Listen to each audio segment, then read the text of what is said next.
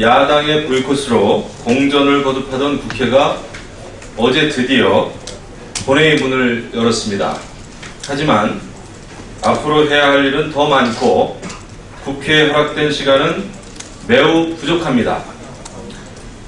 남은 시간 동안 분초를 다퉈서 노동개혁 5대 법안과 경제활성화 3개 법안, 그리고 한중 FTA 비준안 처리에 속도를 내야 할 것입니다. 무엇보다도 오늘이 선거구 획정안의 법정 제출 마감일인데도 결론을 내지 못해 국민들께 송구한 마음뿐입니다. 게다가 야당이 비례대표 수를 절대로 줄일 수 없다고 고집하고 있어서 이 또한 매우 답답한 상황입니다. 비례대표를 줄이지 않고 농어촌 의석수를 지키기 위해서는 의원 정수를 늘리는 방법밖에는 없습니다. 하지만 의원 정수 확대는 안 된다는 것이 국민들의 뜻입니다. 다시 한번 강조하지만 의원 정수를 늘리지 않고 농어촌 지역 의석수를 지키기 위해서는 비례대표를 줄이는 것이 유일한 방법입니다. 국민의 뜻을 저버리면서까지 새정치연합이 왜 비례대표 지키기에 집착하는 것인지 매우 의문스럽습니다.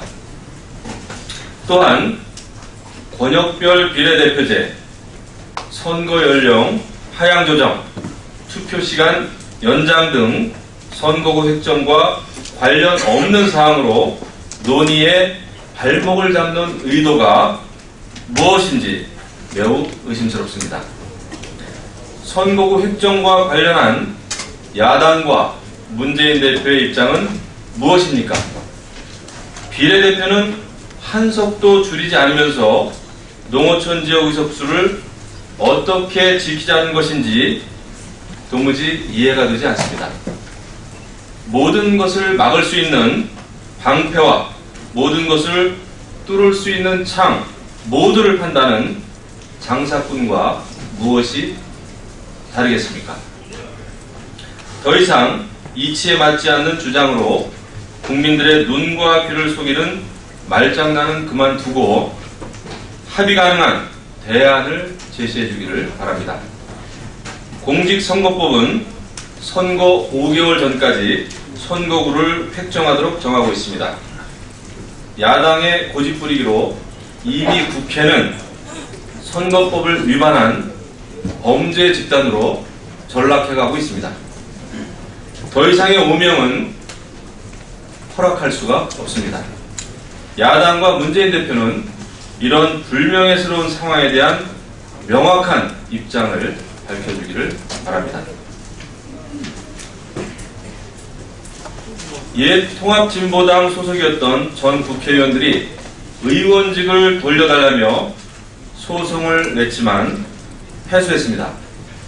재판부는 의원직 상실은 헌재가 헌법 해석 적용에 대한 최종 권한으로 내린 결정이며 다시 심리 판단할 수 없다고 명확하게 밝혔습니다.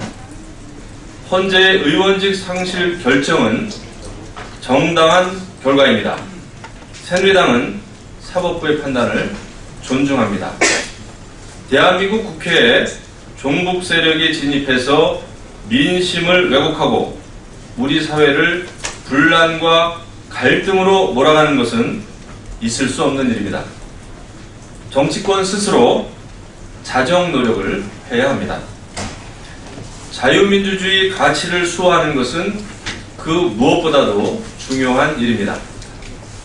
통합진보당이 국회에 발을 들여놓게 된 계기는 야권연대 때문이었습니다. 선거철이 또 다가오고 있습니다.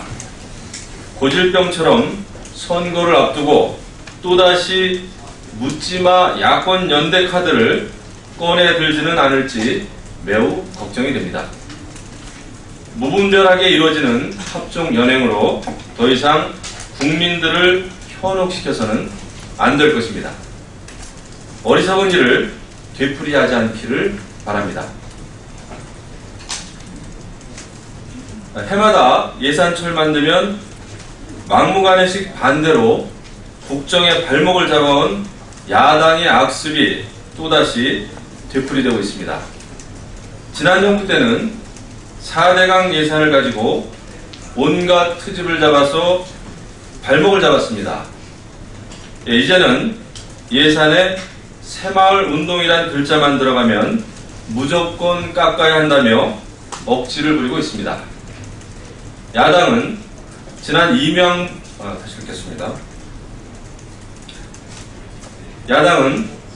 이명박 정부 시절 4대강이란 제목만 나와도 알레르기 반응을 보이면서 반대했습니다. 4대강 사업이 홍수와 가뭄에 대비하고 죽어가는 강을 되살리는 사업이라는 설명은 전혀 들으려 하지 않았습니다. 온갖 구실을 갖다 대서 반대했습니다.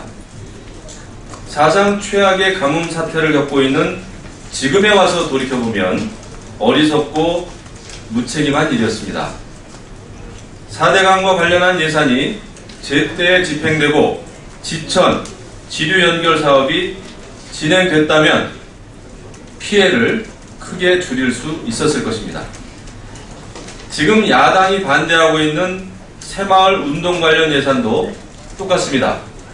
새마을 운동에 대한 국제사회 평가는 매우 높습니다. 아시아나 아프리카 여러 국가에서는 자발적으로 새마을 운동을 배우기를 희망하고 있습니다. 반기문 유엔 사무총장도 새마을 운동을 극찬하면서 국제 외교 무대에서 홍보하고 있습니다.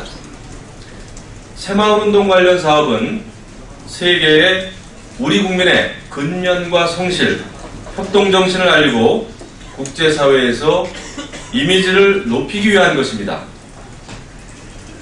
국익은 따져보지도 않고 합리적인 이유 없이 무조건 반대만을 외치는 것은 국가와 국민의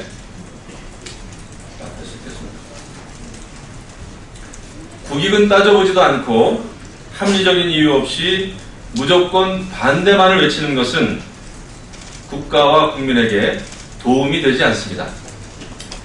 지금 야당이 해야 할 일은 억지 논리, 사사건건 국정 발목을 잡는 것이 아니라 가뭄으로 고통받는 국민들께 진솔한 자세로 반성문을 쓰는 일입니다.